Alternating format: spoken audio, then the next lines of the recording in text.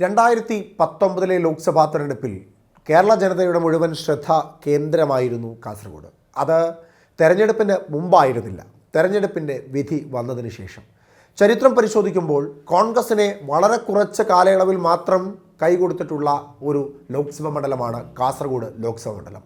അവിടെ കോൺഗ്രസിന് പോലും വിജയിക്കുമെന്ന് യാതൊരു ഉറപ്പുമില്ലാതെ ഇരുന്ന സമയത്ത് രാജ്മോഹൻ ഉണ്ണിത്താന് ഒരു സീറ്റ് നൽകുന്നു. ജനാധിപത്യപരമായ ഇടങ്ങളിലൊന്നും കാര്യമായ രീതിയിൽ കോൺഗ്രസ് പരിഗണിച്ചിട്ടില്ലാത്ത ഒരു സ്ഥാനാർത്ഥിയാണ് രാജ്മോഹൻ ഉണ്ണിത്താൻ.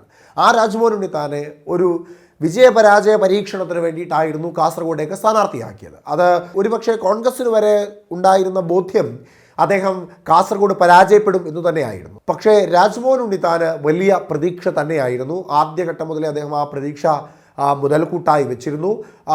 അനുകമ്പപരമായ തരംഗത്തിൻ്റെ പുറത്തും ഒപ്പം രാഹുൽ ഗാന്ധി പ്രധാനമന്ത്രിയാകുന്നു എന്ന തരത്തിലേക്കുള്ള ഒരു വാർത്തയുടെ പുറത്തും മോശമല്ലാത്ത രീതിയിലുള്ള ഭൂരിപക്ഷത്തിൽ രാജ്മോഹൻ ഉണ്ണിത്താൻ അവിടെ നിന്ന് വിജയിച്ചു വരുന്നു. 2019 ലോക്സഭാ തെരഞ്ഞെടുപ്പിൽ 4,74,961 വോട്ടുകളായിരുന്നു രാജ്മോഹൻ ഉണ്ണിത്താൻ നേടിയത്. അതായത് 43.50%, 50% വളരെ അടുത്ത് നിൽക്കുന്ന ഒരു ശതമാന കണക്ക്. 4.70% വോട്ടിൻ്റെ വർധനവ്.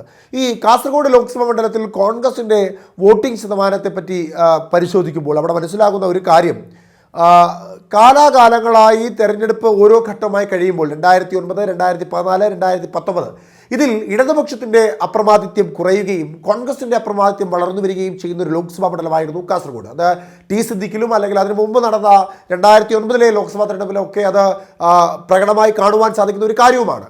എങ്കിലും 2019 രാജ്മോഹൻ ഉണ്ണിത്താൻ വിജയിച്ചത് 40,438 വോട്ടുകളുടെ ഭൂരിപക്ഷത്തിലായിരുന്നു. 3.70% വോട്ടുകൾ കൂടുതൽ അദ്ദേഹം നേടി. അതായത് 2.99% വോട്ടുകളുടെ വർധനവ് അദ്ദേഹത്തിൻ്റെ ഭൂരിപക്ഷത്തിൽ 2019 ഉണ്ടായിരുന്നു. ഇവിടെ കാലാകാലങ്ങളായി കോൺഗ്രസിന് വോട്ട് വർധന ഉണ്ടാകുന്ന ഒരു ലോക്സഭാ മണ്ഡലമാണ് കാസർഗോഡ് ലോക്സഭാ മണ്ഡലം. രാജ്മോഹൻ ഉണ്ണിത്താനെ സംബന്ധിച്ചിടത്തോളം രാജ്മോഹൻ ഉണ്ണിത്താന് 2024 ലോക്സഭാ തെരഞ്ഞെടുപ്പ് വളരെ വിജയപ്രതീക്ഷ ഏറെയുള്ള ഒരു സമയം തന്നെയാണ്. അതിന് അദ്ദേഹം മുൻപോട്ട് വയ്ക്കുന്ന കാര്യം, നാളിതുവരെ കാസർഗോഡ് കണ്ടിട്ടില്ലാത്ത തരത്തിലേക്കുള്ള വികസന പ്രവർത്തനങ്ങൾ, ക്ഷേമ പ്രവർത്തനങ്ങൾ ജനങ്ങളോടൊപ്പം തന്നെ 2019 മുതൽ 2024 വരെ താൻ ഉണ്ടായിരുന്നു എന്നും, കഴിഞ്ഞ തവണ 40,438 വോട്ടിൻ്റെ ഭൂരിപക്ഷം തനിക്ക് ലഭിച്ചുവെങ്കിൽ ഇത്തവണ ഒരോട്ടെങ്കിലും കൂടുതൽ വരികയുള്ളൂ, ഒരു വോട്ട് പോലും കുറയില്ല എന്നും താൻ തന്നെ വിജയിക്കുകയുള്ളൂ എന്നുമാണ് രാജ്മോഹൻ ഉണ്ണിത്താൻ പറയുന്നത്.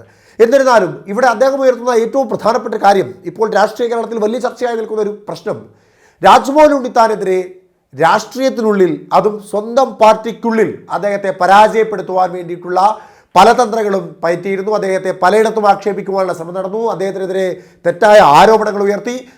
ഈ ആരോപണങ്ങൾ അദ്ദേഹം ഉന്നയിക്കുന്നതിൻ്റെ പശ്ചാത്തലം കഴിഞ്ഞ ദിവസം KPCCയുടെ ഭാരവാഹിയായ ബാലകൃഷ്ണൻ പെരിയ അദ്ദേഹത്തിനെതിരായ ഒരു ഫേസ്ബുക്ക് പോസ്റ്റ് ഇട്ടിരുന്നു. ആ ഫേസ്ബുക്ക് പോസ്റ്റ് പിന്നീട് അദ്ദേഹം പിൻവലിക്കുകയായിരുന്നു. രാജ്മോഹൻ ഉണ്ണിത്താനെതിരായി കോൺഗ്രസിനുള്ളിൽ നിന്ന് പ്രത്യക്ഷമായും പരോക്ഷമായും ഒരു ചേരിതിരിവ് ഉണ്ടായിട്ടുണ്ട് എന്ന് തന്നെ പറയുവാൻ സാധിക്കും.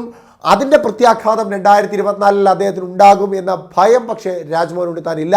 അത് താൻ മുൻകൂട്ടി കണ്ടിരുന്നതാണ് എന്നും പല ആഭിചാര കർമ്മങ്ങൾ അടക്കം തന്നെ പരാജയപ്പെടുത്തുവാൻ തൻ്റെ ഓഫീസിൻ്റെ മുകളിലും അതുപോലെ തന്നെ തൻ്റെ വീട്ടിലുമൊക്കെ ആയി നടത്തിയിട്ടുണ്ട്. അതിൻ്റെ ചിത്രങ്ങളൊക്കെ തൻ്റെ പക്കലുണ്ട്.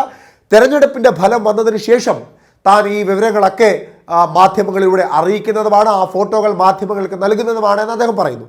ഇതിനോടൊപ്പം അദ്ദേഹം പറയുന്ന മറ്റൊരു പ്രധാനപ്പെട്ട കാര്യം, കൊലപാതക കേസിലെ പ്രതിയുമായി താൻ സംസാരിച്ചിരുന്നു എന്നൊരു വാദം പല കോൺഗ്രസ് നേതാക്കന്മാരും, അതായത് ബാലകൃഷ്ണൻ പെരിയ അടക്കമുള്ള നേതാക്കന്മാരെയാണ് ഉദ്ദേശിക്കുന്നത്, അവർ ഉന്നയിച്ചിരുന്നു.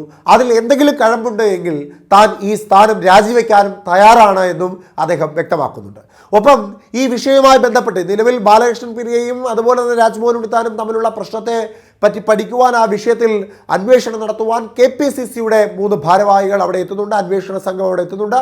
ആ അന്വേഷണ സംഘത്തിൻ്റെ റിപ്പോർട്ട് തനിക്ക് അനുകൂലമാണോ അല്ലയോ എന്ന് പരിശോധിച്ചതിന് ശേഷം മാത്രമാണ് താൻ മാധ്യമങ്ങൾക്ക് മുമ്പിൽ വരിക എന്നും അദ്ദേഹം വ്യക്തമാക്കുന്നു.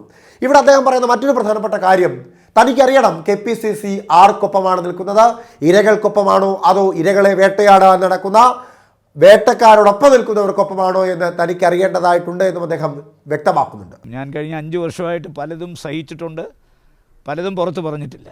56 വർഷത്തെ രാഷ്ട്രീയ പ്രവർത്തന പാരമ്പര്യമുള്ള കോൺഗ്രസിൽ ഏറ്റവും സീനിയറായ എന്നെക്കുറിച്ച് ഒരു KPCC സെക്രട്ടറി ഫേസ്ബുക്ക് പോസ്റ്റിലൂടെ ഇട്ട കാര്യങ്ങൾ വളരെ ഗുരുതരമാണ്, വളരെ ഗൗരവമുള്ളതാണ്.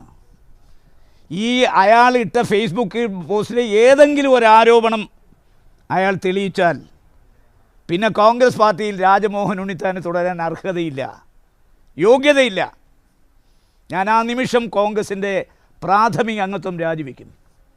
അയാൾ തെളിയിക്കുന്നത് ഇലക്ഷൻ്റെ റിസൾട്ട് വന്നിട്ട് ഞാൻ MP ആയതിനു ശേഷമാണെങ്കിൽ ഞാൻ MP സ്ഥാനം രാജിവെച്ചിരിക്കും. ഇത് പറയുന്ന രാജ്മോഹൻ ഉണ്ണിത്താനാണ്. ഞാൻ കുറേ കാര്യങ്ങൾ നിങ്ങളോട് വെളിപ്പെടുത്താൻ ആഗ്രഹിക്കുന്നു. കേരള പ്രദേശ് കോൺഗ്രസ് കമ്മിറ്റി 2 പേരെ അന്വേഷണ ചുമതല ഏൽപ്പിച്ചിട്ടുണ്ട്. അവരുടെ വരുമ്പോൾ ഞങ്ങൾ ഈ പറഞ്ഞ മുഴുവൻ ആളുകളും മൊഴി കൊടുക്കും. മൊഴി കൊടുത്തതിന് ശേഷം KPCCയുടെ നിലപാടാണ് എനിക്കറിയേണ്ടത്. രക്തസാക്ഷികളെ അപമാനിച്ചവരോടാണോ അത് രക്തസാക്ഷി കുടുംബങ്ങളോടാണോ എന്നുള്ളതാണ് എനിക്കറിയേണ്ടത്. അതറിഞ്ഞതിന് ശേഷം മാധ്യമങ്ങളോട് വളരെ വിശദമായി പറയാം. ഇപ്പോൾ ഞാനൊന്നും പറയാൻ ആഗ്രഹിക്കുന്നില്ല. ഞാൻ നിങ്ങളോട് പറഞ്ഞല്ലോ, ഞാൻ ഇനിയും നിങ്ങളെ കാണും. അന്വേഷണ കമ്മീഷൻ്റെ റിപ്പോർട്ട് വന്ന് KPCC എടുക്കുന്ന നിലപാടിന് ശേഷം ഞാൻ പത്രസമ്മേളനം വിളിച്ചു കൂട്ടും. പറയട്ടെ തെളിവുകൾ ഞാനല്ലല്ലോ പുറത്തുവിടുന്നത്. അല്ല, ഞാൻ പറഞ്ഞത് കഴിഞ്ഞ 5 വർഷം ഈ പുള്ളി ആരെയൊക്കെ ചീത്ത വിളിച്ചിട്ടുണ്ട് അവരെല്ലാം ജീവിച്ചിരിപ്പുണ്ടല്ലോ, ആരും മരിച്ചിട്ടില്ലല്ലോ. അവരൊക്കെ, അതായത് കാഞ്ഞങ്ങാട്ടെ മാധ്യമ പ്രവർത്തകർ, KSU ജില്ലാ പ്രസിഡന്റ്, പാർലമെൻറ്റ് ചുമതല വഹിച്ച സൈമൺ അലക്സ്, അതുപോലെ കേരളത്തിൽ അറിയപ്പെടുന്നൊരു സാമൂഹ്യ സംഘടനയുടെ നേതാവിനെ വിളിച്ച് ഫോൺ, അവരെല്ലാം അന്വേഷണ കമ്മീഷന് ഞങ്ങൾ കൊടുക്കുമല്ലോ, ഇന്ന ആളുകൾ മൊഴി കൊടുക്കാൻ തയ്യാറ്, അവരെല്ലാം കാണും. അന്വേഷണ കമ്മീഷൻ്റെ അടുത്ത് ഞങ്ങൾ വിശദമായ മൊഴി കൊടുക്കും. മൊഴി കൊടുക്കുമ്പോൾ എന്തൊക്കെയാണ് വിളിച്ചതെന്നുള്ളത് അവർ കേൾക്കട്ടെ.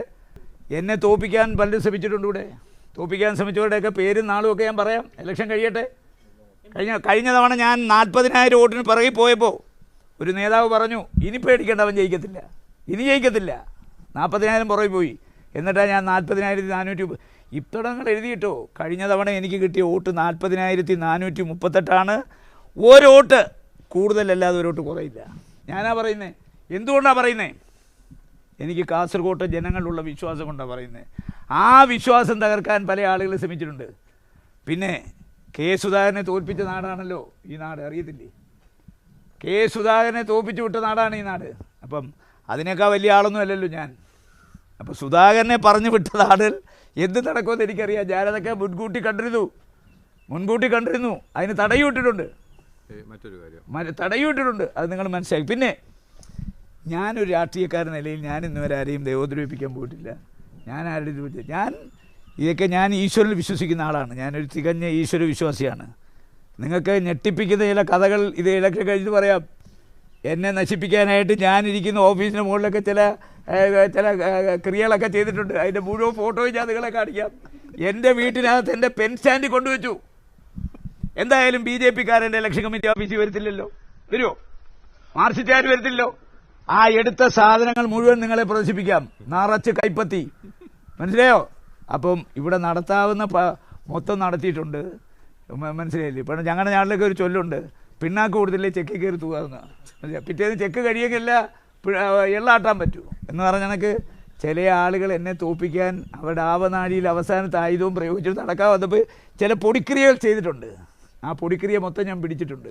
തന്നെ നശിപ്പിക്കാൻ കോൺഗ്രസിനുള്ളിൽ പലരും ശ്രമിക്കുന്നുണ്ട് എന്ന ബോധ്യം അദ്ദേഹത്തിനുണ്ട് എന്നാണ് അദ്ദേഹം തുറന്നടിക്കുന്നത്. ഒപ്പം സുധാകരനെ വരെ പറിച്ചെറിയുവാൻ ശ്രമിച്ച പലരുമുള്ള ഈ പാർട്ടിയിൽ തനിക്കെതിരെയും, അതായത് സുധാകരൻ അത്ര പോലും വലിയ രാഷ്ട്രീയ ബലമില്ലാത്ത തനിക്കെതിരെയും ഇത്തരത്തിലുള്ള പ്രശ്നങ്ങൾ ഉണ്ടാകുവാനുള്ള സാധ്യതകൾ ഏറെയാണെന്ന് മുൻകൂട്ടി കണ്ട രാജ്മോഹൻ ഉണ്ണിത്താൻ അതിനുള്ള തടയും നേരത്തെ ഇട്ട് കഴിഞ്ഞുവെന്നും അദ്ദേഹം വ്യക്തമാക്കുന്നു. അതുകൊണ്ട് തന്നെയാണ് തികഞ്ഞ ആത്മവിശ്വാസത്തോടുകൂടി അദ്ദേഹം താൻ തന്നെ 2024 ലോക്സഭാ തെരഞ്ഞെടുപ്പിൽ കാസർഗോഡ് ലോക്സഭാ മണ്ഡലത്തിൽ നിന്ന് വിജയിക്കുമെന്ന് അടിവരയിട്ട് പറയുന്നത്. 40,438 എന്ന തൻ്റെ ഭൂരിപക്ഷത്തിൽ ഓരോട്ടെങ്കിലും വർദ്ധിപ്പിച്ചുകൊണ്ടായിരിക്കും താൻ വിജയിക്കുക എന്നും വളരെ ആത്മവിശ്വാസത്തോടു കൂടിയാണ് അദ്ദേഹം മാധ്യമങ്ങൾക്ക് മുമ്പിൽ പറയുന്നത്. എന്തായാലും ഈ വിഷയത്തോടു കൂടി പാർട്ടിക്കുള്ളിൽ കാസർഗോഡ് കോൺഗ്രസിനുള്ളിൽ വലിയ ഭിന്നിപ്പുണ്ടായിരിക്കുന്നു, ഭിന്ന അഭിപ്രായം ഉണ്ടായിരിക്കുന്നു, ചേരിതിരിവുണ്ടായിരിക്കുന്നു. ഇത് വരും ദിവസങ്ങളിൽ എങ്ങനെയാണ് പാർട്ടിയെ ബാധിക്കുവാൻ പോകുന്നത്, അത് ഇനി ആരെങ്കിലുമൊക്കെ BJP-യിലേക്ക് പോകുന്ന തരത്തിലേക്ക് ഇതിനെ മാറ്റിമറിക്കുമോ എന്നൊക്കെ കണ്ടറിയേണ്ടതായിട്ടുണ്ട്. എന്തായാലും രാഷ്ട്രീയ കേരളത്തിലെ വലിയ കൊടുങ്കാറ്റിലൊന്നായി മാറിയിരിക്കുന്നു രാജ്മോഹൻ ഉണ്ണിത്താനെതിരായ ആരോപണം, അദ്ദേഹം ഉയർത്തിയിരിക്കുന്ന ആരോപണം. എന്തായാലും പാർട്ടിക്കുള്ളിലെ ഭിന്നിപ്പ് ഇനി പാർട്ടിയെ തകർക്കുമോ അല്ല രാജ്മോഹൻ ഉണ്ണിത്താനെ പരാജയപ്പെടുത്തുമോ എന്ന് കണ്ടറിയേണ്ടതായുണ്ട്.